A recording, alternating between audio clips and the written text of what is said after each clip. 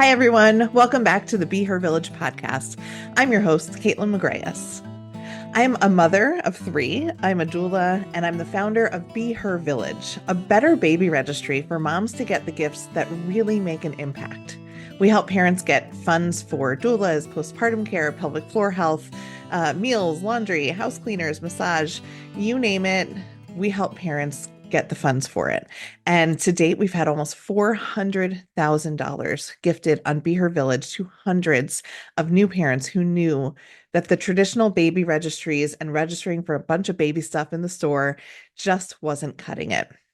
Today is part 2 of my conversation with Francie Webb, IBCLC and doula, and the founder of Go Milk Yourself. And if you listened to part 1 of our conversation, where Francie talks about getting into the right mindset for feeding your baby, for breastfeeding specifically, about lining up your village of support, about setting boundaries with your friends and family and partners.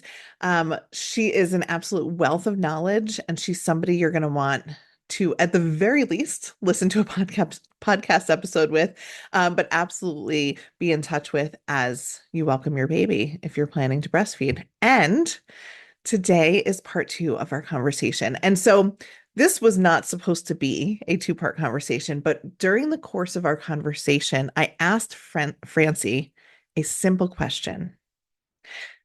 Does your pediatrician choice impact your breastfeeding success? Listen to her answer and enjoy the episode. Does the pediatrician choice impact the breastfeeding relationship? And is it something that you would add to a list of things you should do when trying to successfully breastfeed? Yes, it is. And this is such a great conversation. We did a lot of pediatrician switching in the first 5 years of my oldest's life. And honestly, it was because I would get some really crappy advice that really didn't work for me. Like there would be something that just really didn't work for me. And when we moved from New York City to Virginia in 2020, I asked one question and it sounded something like, and this was in the doulas group, because by then I was a birth professional and I was like, I'm going to ask the people who like really see what happens on the inside, right? And I said, I am looking for a pediatrician who is not going to give me crappy breastfeeding advice. Like that, I was looking for what they were not going to do, not what they were going to do. I love it. Because, like, listen, a huge part of my story, as you know, in my big career shift from being a middle school teacher to working in birth and lactation, there's so many moments where it began, but like one of the dots that I can connect looking back is I take my 2-month-old to the pediatrician, and the pediatrician's concerned about her weight gain. And I say, and I'm like immediately panicking.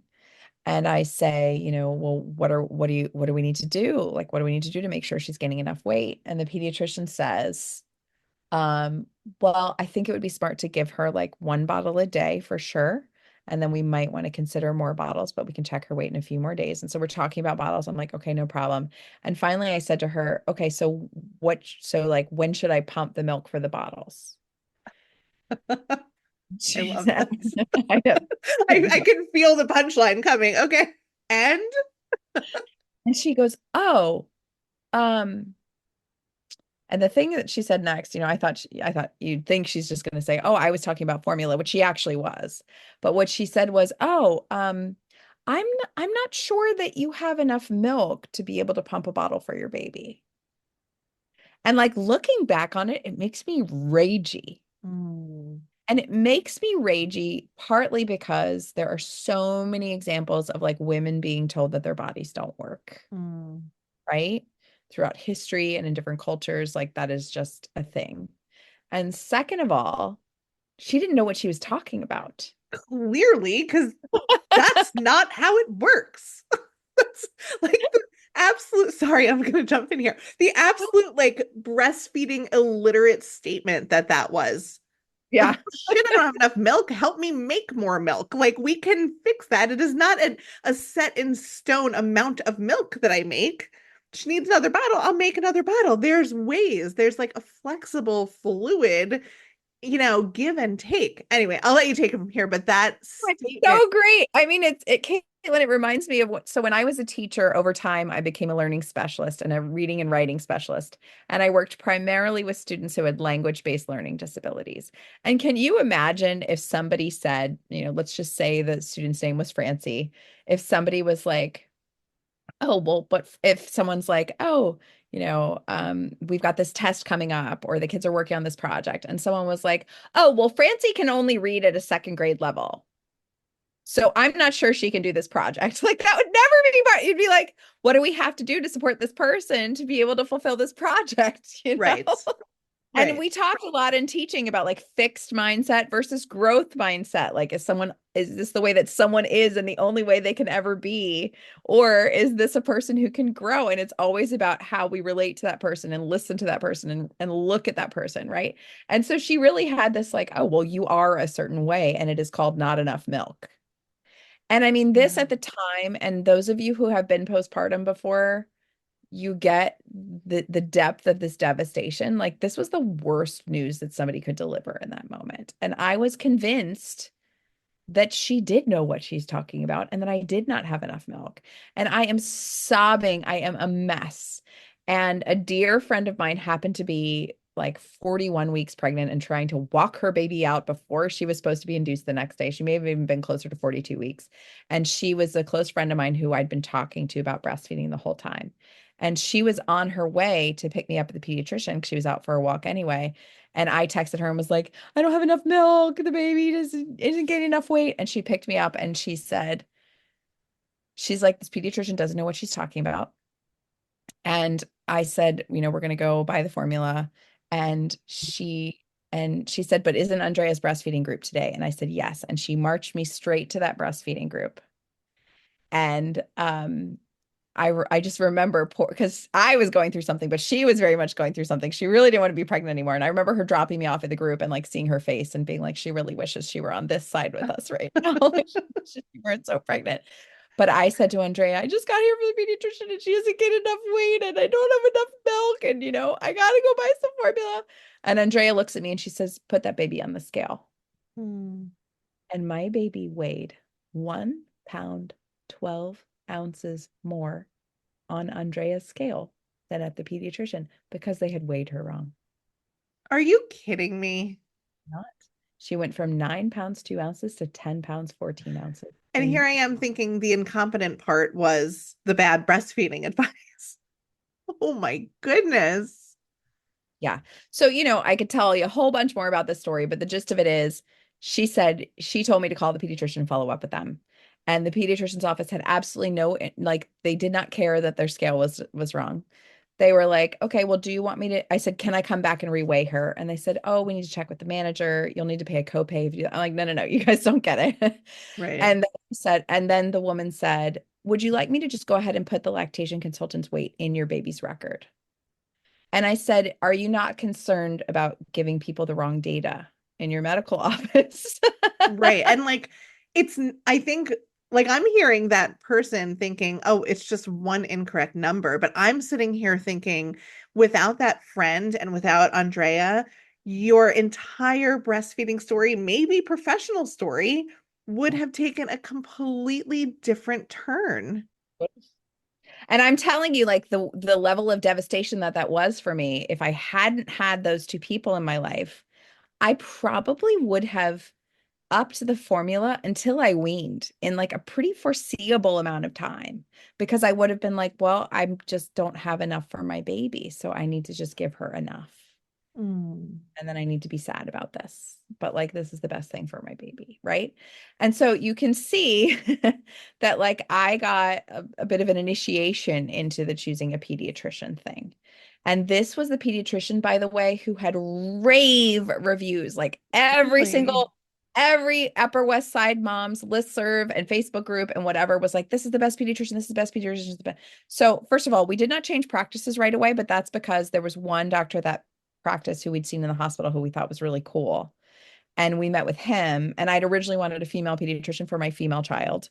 And instead, we went to see him and we told him everything that had happened with the office. And he could not have been more wonderful about it. And we ended up seeing him for a few years after that.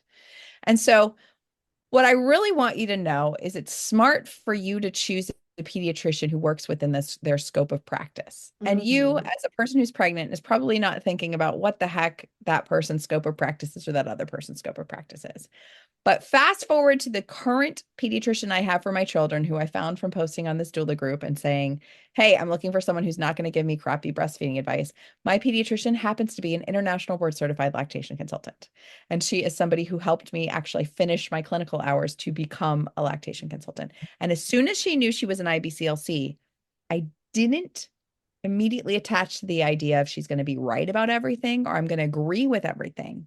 But I thought this is a person who has the context of some clinical lactation training and some, you know, kind of pedagogical, philosophical um, context that will lead to her giving me informed advice and also will lead to her caring what's important to me and kind of taking care of me in the conversations about it. Because the role of a lactation consultant is to take care of what's called the dyad, which is the person who's having the baby and the baby. And so she's not just going to be like, this is what the baby needs right now. She's going to be like, Mhm. hey, how's it going? How is this going? How are you feeling about this? What questions do you have? How can I address your concerns as the only person in this relationship of two who can share your concerns verbally? You know, one of my favorite things I've ever seen on Instagram, it might have been Lucy Weber, who's a really smart IBCLC on Instagram. It might have been her, but somebody posted something one day that said, the only person for whom breastfeeding is natural is the baby. And I think about that all the time because the baby has the reflexes to like root and to latch. And sometimes there are things in their way and we need to support them. No problem with that. And it is actually natural for the baby. And they cannot, and by natural, I just mean like their bodies are designed to go do that thing if that's the choice that the family makes, right? Mhm. And and even if it's not the choice the family makes, like the baby is likely capable of doing the thing called feeding from the tap, That's I love. right? I thought you were going to throw out a really technical medical term, and then you said feeding from the tap. I mean, that's I it, right? love that. Like there's a tap and the baby probably can eat from it if we optimize, Probably. give them the access and whatever. And I honor people's right to choose while also like supporting the initiation and maintenance of breastfeeding. And the baby can't talk to us. The baby can't be like, hey, you're really pushing my head very hard right now. And so I Mm. can't open my mouth very wide or like arch my back or, recline my head. Or I really need a different position right now. This isn't quite working for me. Or your milk is flowing way too fast. Can you help me with that? Or like this one has way more than that one. Or like, this nipple is different than that other. They can't say to us, SOS. And so the point of telling you all of this is that I am a big fan of you choosing a pediatrician who will really listen to you. And I speak as someone, and that we could do hours of podcasts on like, I have some medical trauma in my past. I had a long time, almost 20-year misdiagnosed injury that caused chronic pain. I had a lot of feelings about that. My parents had a lot of feelings about that. Like that I have had a lot of experiences with medical providers who did not talk to me in a way or communicate information that was really important for my health. And I've also been very much talked down to and was put on bed rest for almost half Mm. of my pregnancy by somebody who was extremely condescending and luckily had an amazing OB to kind of, get the information filtered through. And so it's important that you always have people on your team who communicate in a way that works for you and who really care about you and your experience. And so that's the number one thing is like find a pediatrician who you vibe with. And you may not have to meet that person in order to vibe with them. Like you can talk to friends, like, but like really ask, like, how does that person make you feel? That's important. But the second piece is this person going to stay in their lane? And that may not be the way that you're going to ask the question, but like I have someone I'm close to who's a pediatrician. I absolutely adore her. And she said to me recently, she's like, Francie, I just wish I knew more about breastfeeding. And my colleagues and I just don't know much and we don't know what to do. And she works in an emergency room and people will come in and ask lactation questions. And she's like, I don't know how to answer these. And I kind of resent that I don't know how to answer these because this is an important component of care that it's like a blind spot for me. It's like a black hole. And, there are lots of different people have said a lot of different things about it, but I think it was Kimberly Seals Allers in her book, The Big Letdown. She said that most people in medical school have gotten maximum of 30 minutes of breastfeeding education. Okay. And so are you going to take breastfeeding advice from somebody who like listened to something for 30 minutes? And I absolutely trust, I mean, my pediatrician is a lactation consultant, but if she weren't, I would trust her with things like, my baby has strep, or my kid has an ear infection, or my tween has a concern about some things that are coming up related to puberty, right? Like those are things that I would entrust that person with. But if I said to that person, like, what do I do about the food that my body is making for this kid? That's outside their scope of practice. And there are a lot of pediatricians who have lactation consultants in office, and many of them are fantastic lactation consultants. And so if you can find, if that is important to you, then go ahead and do that. I have a lot of people who I work with who will see the lactation consultant, their pediatrician, and then I do follow-ups with them. Like while they're there, they may check in with that person, but I'm there to help them with project management of different things that come up, or I'm there to help them with an acute issue that's coming up, or maybe I'm doing a home visit with them, or maybe they have follow-up questions that I'm getting to answer for them. And so like ask yourself, how do I feel when I'm with this person? Right? Or like, how do the people who see that, like, what are the things these people are saying? Are they saying this person's a great pediatrician? Or are they saying this person is a compassionate care provider?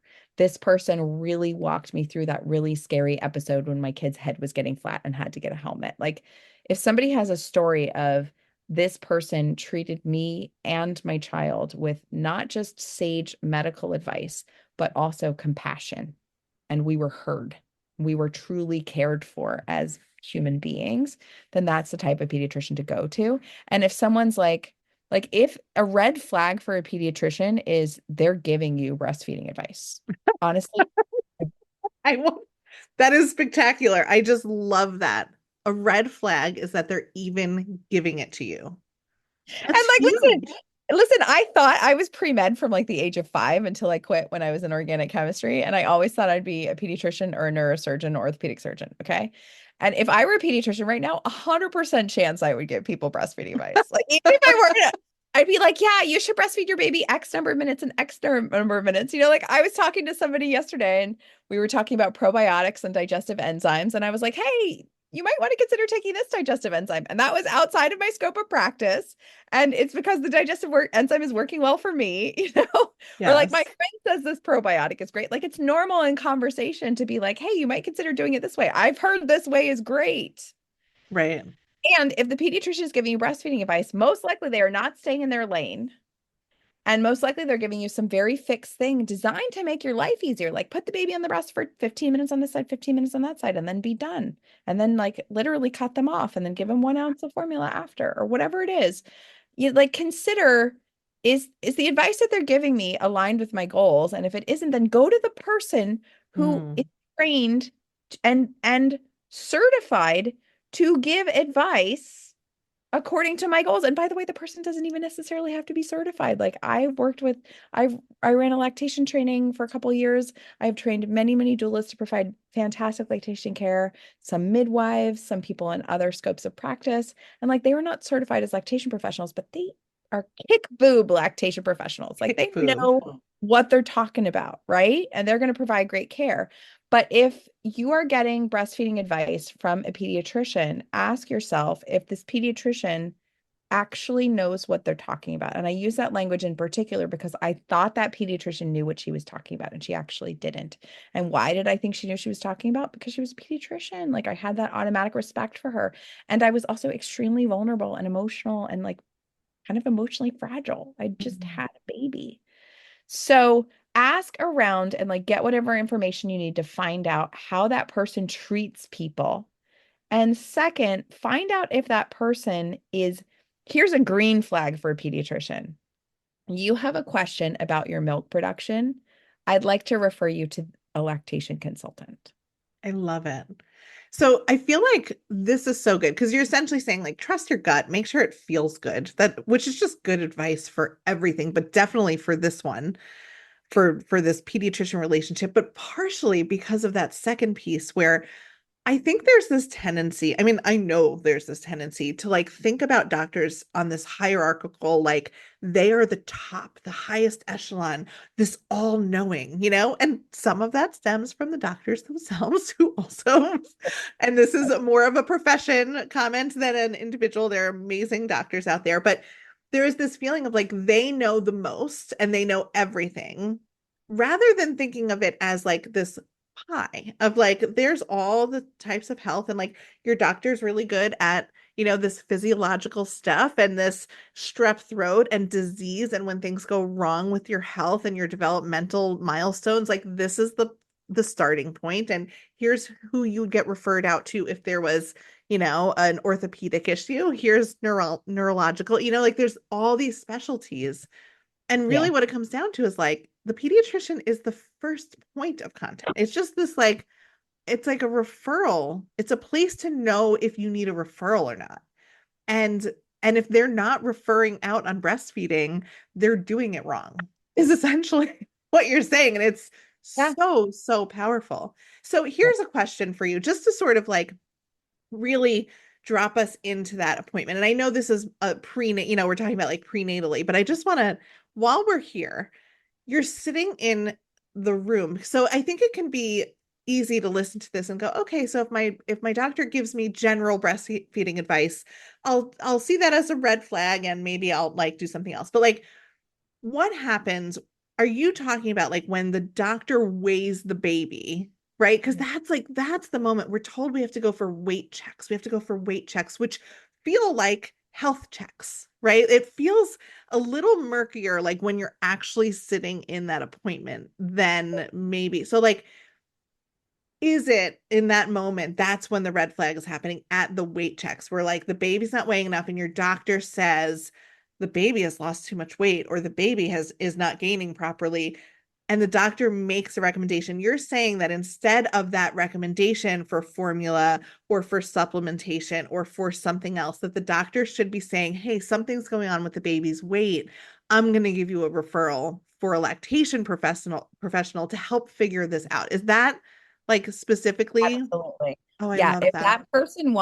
if that person wants to feed their baby with their body, then what is appropriate is for that provider to say, I'd like for you to see a lactation consultant. Now, it is also completely appropriate for that pediatrician to recommend formula. That's appropriate. That's within their scope of practice. And if they say, I'd like for you to, I'm concerned about baby's weight gain, I'd like for you to give 1 ounce of formula after every feed, like we don't usually see pediatricians being so great at project management, but that's because they can't do the kind of follow-ups and like Yes. curated care that we can do as lactation consultants, right? So I don't necessarily expect that from them. But the referral to a lactation consultant is a sign that that person is really supporting you with your goal to breastfeed your baby. And the other thing I will say, one of the things that many of my colleagues and I are seeing right now is pediatricians who downplay feeding issues. Like I've actually seen more instances of pediatricians recently saying, yeah, your baby's lost 13%. And I'm not concerned yet, but why don't you come back for a weight check in 2 days? And lactation consultants want to pull their freaking hair out when this happens because it's like this baby's lost 13% of their weight and you're not worried? I am worried. Yeah. Because we need to look at milk transfer. Like, what is the baby transferring when they are feeding from the breast? But second, what's happening with that person's production? Because if the baby isn't transferring much, then that person isn't able to make the milk that they want to make. And so I think that, like, it is, I hope, no, I'm not going to hope. I guess what I'm saying is like this is really a bug I want to put in people's ears. If you were ever at a pediatrician visit with your new baby and they say like, "Hey, your baby's losing weight or your baby's lost a lot of weight or your baby's gaining at kind of a slow rate, but I'm not too worried." You don't have to sit there and panic about it, but you could be the one to initiate. Do you have any lactation consultants to recommend to me? I'd really like to see a lactation consultant. Who's your favorite? Or don't you have a lactation consultant in this office? Like if you are somebody who wants to feed your baby, either you're pumping, or if some people want to exclusively pump, like if you're lactating, if you're breastfeeding, if you're chest feeding, if it is your body and there's food you're making with it, and that is important to you, then ask who is the person I can add on my team who has within their scope of practice the milk that I am making and giving to my baby. I love And that. so, that's just another place to look is like a pediatrician is an excellent pediatrician if they're trying not to make you panic. Like I really get this. I think it can be a compassionate move to be like, I don't want this person leaving here freaking out. But if the pediatrician's actually behind the scenes being like, oh, this baby's weight is not really coming up, and in 2 days I'm going to have to deliver really hard news at that weight check, then like, let's get things moving upward now. And we can do that by having them add a member to their team. And adding a member to our team, I think always benefits us. And it can feel, some people can feel overwhelmed by like getting different opinions and whatever, but like get the opinion from the trusted lactation professional if you are interested in lactation. One of the thoughts that actually came when you said the doctor has only had 30 minutes of lactation training, like whoever has listened to this podcast already has more lactation training than the doctor. Wow. Boom, Let's right? get all the physicians need to come listen to this podcast Yeah. right now. Just share the link with your That's pediatrician. right. I That's don't right. know, but actually, maybe you should. Thank you so much for listening to part 2 of my conversation with Francie Webb, IBCLC doula and founder of Go Milk Yourself. As you can tell from her story, from my story, and probably from the story of many, many breastfeeding parents, breastfeeding mothers that have been through this before you, the pediatrician choice is one of the most important in your breastfeeding journey. It's almost like how I say to people, hiring a doula for your birth, if you want a certain birth experience, if you value, a healing birth experience or one where you are supported and feel, not traumatized at the end of it, you are going to want to, of course, hire a doula. That's important. But the most important choice is not your doula. And or even if you have a doula, the most important choice is your medical provider. It is the midwife or OB that you hire. And similarly, it is wildly important, of course, to have a lactation consultant to connect with one and to line yourself up with that support. But equally as important, if not more important, is getting on board to your team a pediatrician who understands your goals, who stays within their scope, who feels good to you when you are interacting with them, and who will not, at your most vulnerable, at your most raw, in your postpartum, I'm worried about my baby. Are they gaining enough weight? Blurry, wonderful time will not make a recommendation that is outside of their scope and goes against every single one of your goals. So go out there, interview pediatricians, ask other breastfeeding parents who they're using, who they like, what feels good for them, and line yourself up with that team member, right? It's just one of the many professionals that make up that village for you. Thank you guys for listening. Go into the show notes. You can find Francie's information. You can start your Be Her Village registry. You can download our free feeding checklist, and you can get involved because we are so excited to be here helping you line up your village, understand the need for support, plan a better postpartum, and get the funds to pay for it. Until next time, I'm Caitlin McGrayus. See you then.